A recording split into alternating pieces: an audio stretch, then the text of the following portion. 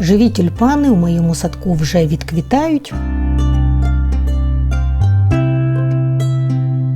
а натомість у мене з'явилися тюльпани, які ніколи не втратять своєї краси, своєї свіжості і ніколи не відквітнуть.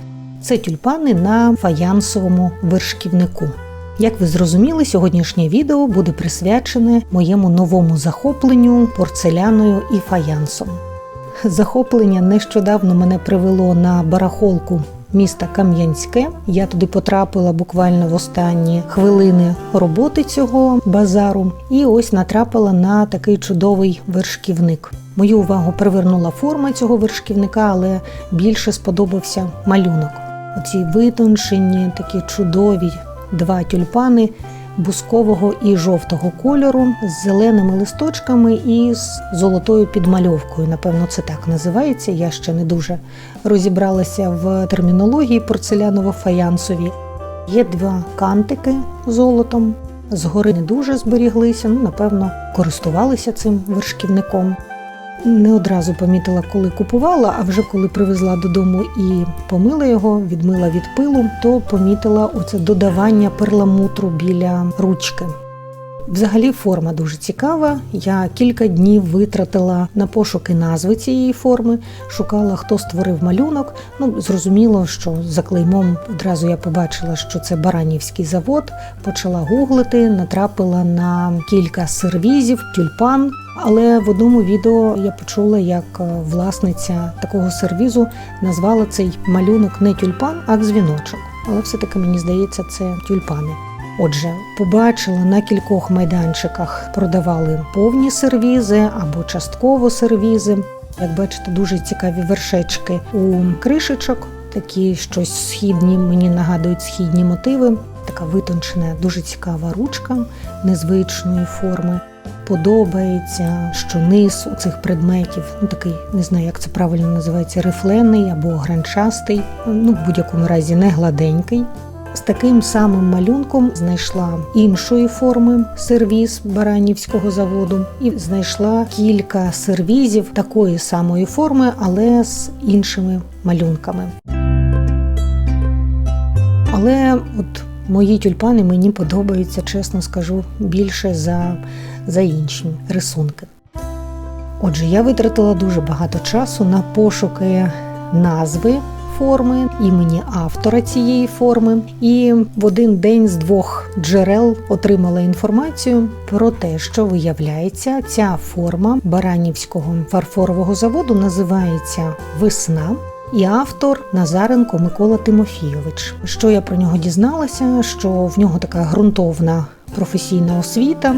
Він скульптор, художник фарфору, закінчив Львівське художнє ремісничне училище, потім закінчив Одеське художнє училище і потім ще Київський художній інститут. І працював з перервами на Баранівському фарфоровому заводі з 57 по 85 рік. Створював форми чайних, кавових сервізів, подарункових наборів, кухлів, ваз, малюнки для їх декорування, а також фарфорову пластику. В електронній енциклопедії сучасної України вказано, що форму «Весна» Микола Тимофійович створив 1985 року. В енциклопедії сучасної України також знайшла фото сервізу «Весна» з малюнком «Ананас». І автором цього малюнку є В'ячеслав Костенко. Ви бачите, інформація з цієї енциклопедії, що це фарфор надполив'яний розпис. Але вершківник, який я купила, це не фарфор, це фаянсовий виріб. Як я розумію, фарфор має бути тонким, має просвічуватися, а цей вершківник, він такий важкуватий, доволі товста стінка і не просвічується. Отже, треба розуміти, що в такій формі створювалися як порцелянові сервізи, так і фаянсові. В той же день, на тій же барахолці, я придбала ще 3 чашечки. Це точно фарфор, тоненькі, біленькі і просвічуються. Як бачите, це виробництво Полонського фарфорового заводу і ціна 19 копійок, це 3-й сорт, 6, можливо, це, якщо я правильно розумію, то 6-та група складності. Теж довго шукала що це за форма, що це за малюнок, і врешті-решт знайшла, що форма цього сервізу називається «Молодіжна». Її автор Овчаренко Віталій Іванович, і рік створення сервізу в такій формі 1968. Поки я гуглила, я натрапляла на ось такі чашечки такої форми з різними малюнками, з різними варіаціями, і як кавові пари, кавові тріо, і в складі сервізів, але вони були з іншими малюнками. От саме з таким малюнком я не натрапила в інтернеті на жодну фотографію. Напишіть, будь ласка, можливо, у когось з вас є от такі чашки саме з таким малюнком. Як я розумію, ці листочки – це трафаретні малюнки, нанесення фарби за допомогою трафарету. І з такою золотою окантовкою, дуже милі. Я не знаю, це окремі чашечки або вони були складовою до якогось сервізу. Якщо ви знаєте, то, будь ласка, поділіться цією інформацією, напишіть.